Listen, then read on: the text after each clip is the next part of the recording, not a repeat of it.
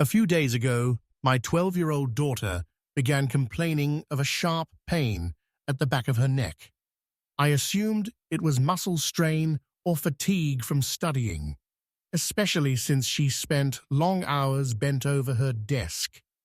She would say hesitantly as she touched her neck, "Mom, it hurts here, like something is digging into my skin."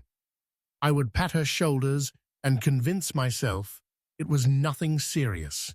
A mild painkiller, a little massage, and it would be over. But the pain didn't go away. It grew worse. She started waking up at night in a panic, drenched in sweat, asking to sleep beside me.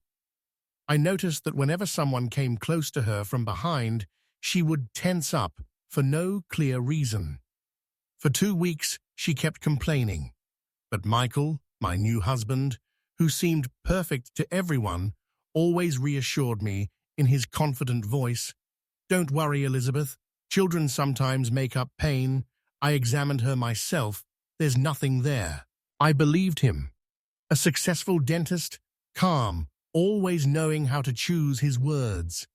His voice soothed my fears and made me feel guilty for overreacting. I ignored Emma's trembling whenever he came near her, the frightened look in her eyes when he touched her hair, and the small flashlight she held every night under the blanket, as if she feared the darkness would swallow her. That day, I decided to take her to a hair salon. I thought a simple change might lift her spirits. Emma sat in the chair, and the hair stylist began brushing her hair, laughing and chatting. I watched us in the mirror, trying to look calm. Then, the laughter suddenly stopped. Her hands froze in midair. She leaned forward slowly and stared for a long time at the back of Emma's neck. Her face changed, turned pale, her lips stiffened. She leaned toward me and whispered in a barely audible voice, "Ma'am, there's something not normal here." I looked at the mirror and saw my own face turn pale. I asked nervously, "What do you mean?" She said in a hollow voice, "You need to see for yourself."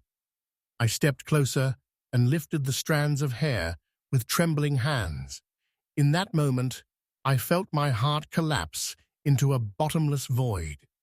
There was a small black metallic object firmly attached to her scalp, as if it were part of her body. A faint red light pulsed slowly, like a heartbeat. Emma screamed, "Mom, I feel like something is pressing on the back of my neck."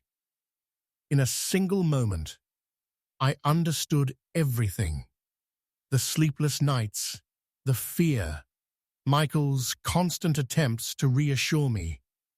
Michael wasn't protecting my daughter. He was watching her. I didn't wait.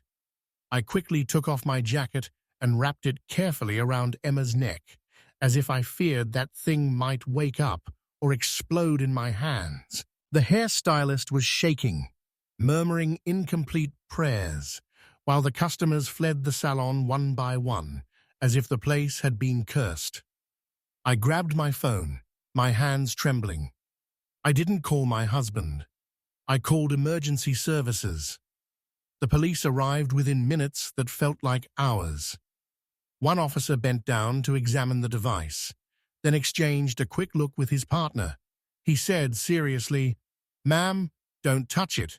This is not a normal tracking device."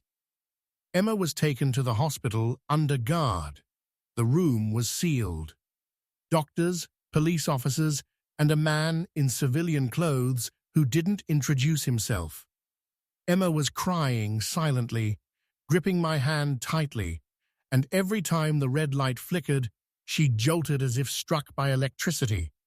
Finally, the man said, "The device is transmitting live data, sound, heartbeat, and precise location, and most dangerously, it's been implanted for over a month. A whole month. A month of leaving my daughter with him. A month of blind trust." When they tried to remove the device, it emitted a sharp, piercing beep, Then the light suddenly went out. At that exact moment, my phone rang. It was Michael. I didn't answer.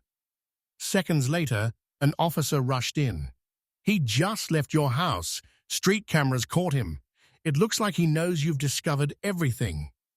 The hospital turned into silent chaos.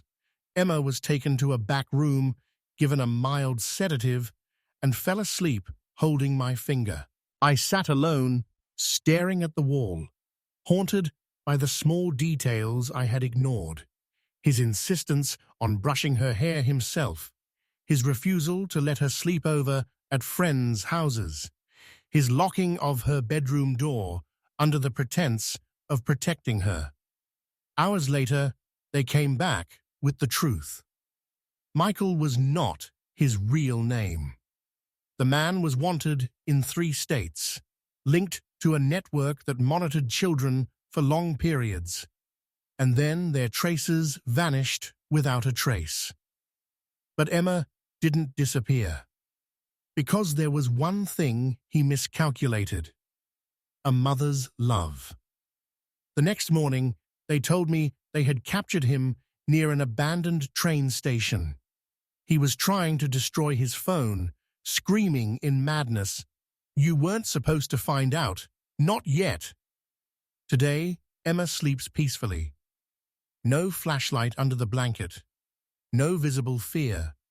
As for me, I sit every night in front of her bedroom door, watching it until dawn, realizing that the most terrifying monsters are not the ones hiding in the dark, but the ones who live with us, call us by our names, and smile as they say, "Don't worry, I'm here to protect you."